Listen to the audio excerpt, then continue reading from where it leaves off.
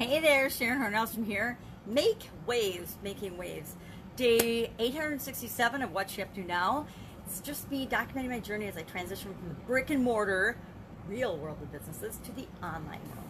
And I have some visual challenges. So instead of writing and blogging and documenting and creating a diary or a journey journal, I hop on Facebook Live, and on this page and in this post, I share what am I doing, what's working, what's not working, what has gotten me totally sidetracked, launches that work, launches that fail, and I've sort of settled into doing challenges. Why? Because I've been doing challenges my whole life. 20 years before I ever got online, at least, I've been doing challenges. And it's now amazing to watch. It's exploding. Everybody's doing challenges.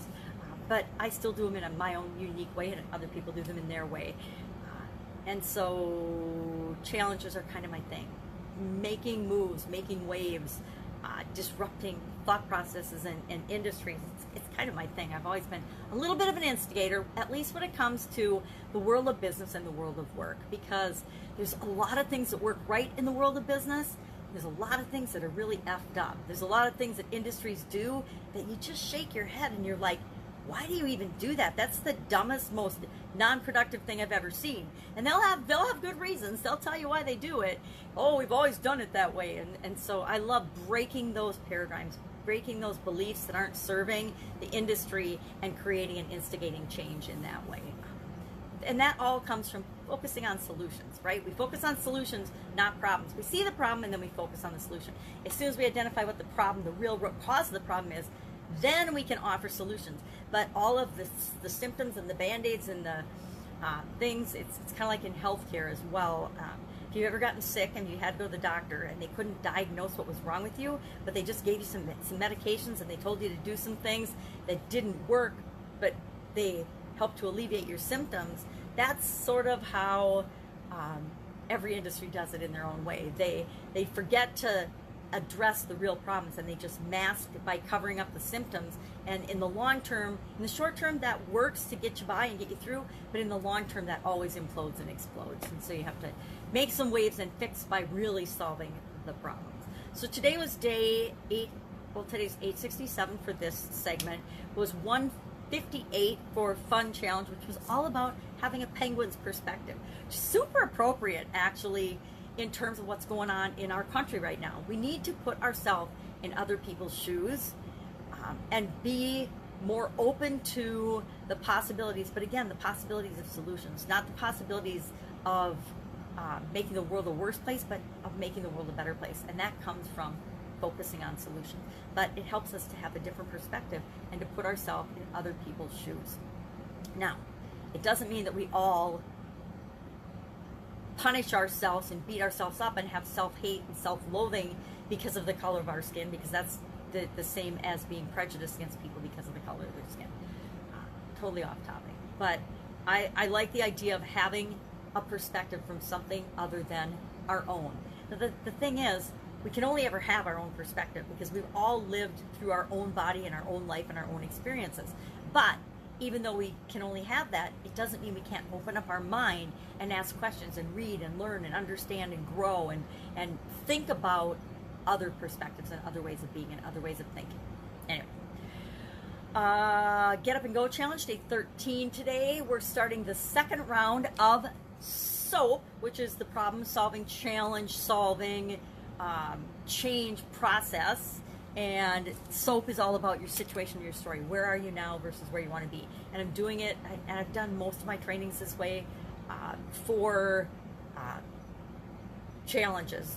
You know, we have 7 main areas of our life. If we ignore any one of them, it will give us a wake-up call and get our attention. So the first time through, I did my physical well-being, my health, something physical. Now this time I'm going through and I'm doing it with respect to financial aspect of our lives. And I'll do that, and then after that I'm going to do relationships. And I will admit that relationships is probably the toughest one for me personally.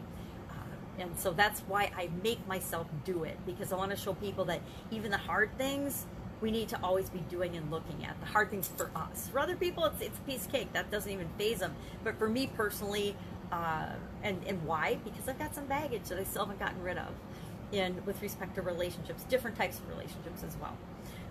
And then after that, I'm not sure which one I'll pick. I might pick one of the other 7, a different one, or I might go back to physical, or I might go back to financial. I don't know yet. I haven't decided that far ahead. But I do know I'm doing physical, financial, relationships, and then something else as part of that challenge. Because I, like everybody else, repetition is the mother of skill. So I want to make sure that I'm continually practicing the processes that I preach and doing and walking the talk, not just talking and telling people what to do, but I'm actually doing it right along with them, because it's a lot more fun too.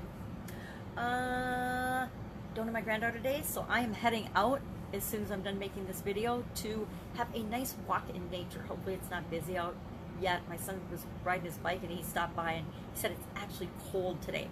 Cold for summer in Wisconsin. I guess it was in the 80s yesterday, but it was only 49 this morning, so he was coming to get warmer clothes, and I am going to make sure I dress accordingly when I go out and about. But I try to make some time out in nature for myself every single day, and every single day for the last 9 years, 9 plus almost 10 years, I've tried to make that, and not tried, I have made that a part of my life, because it's a great equalizer, a great balancing force for me personally. And we each need to find something like that, especially in times of chaos and turmoil and change like we're experiencing here in the United States. We have to have a way to ground ourselves, to get us into the core and the solid foundation that we're all based on, which is our core values.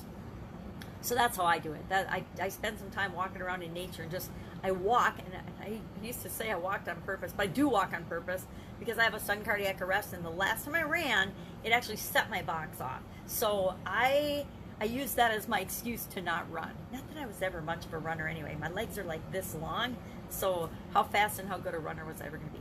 And when you're running, you miss all the beautiful things that are around you. You can't stop and take a picture when you're running. So I've always used that as my way to say that I prefer walking. And I actually do prefer walking, because there's things that we see out in the world that we wouldn't otherwise see. It's all about that perspective.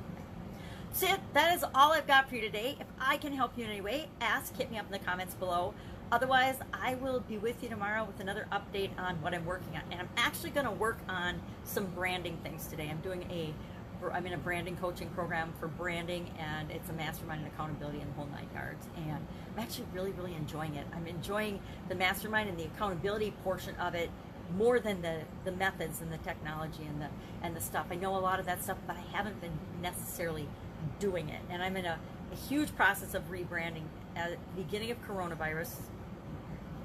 It's so fun to hear my little granddaughter say, well, after the corona, or after the coronavirus is over, in her cute little tinkly voice.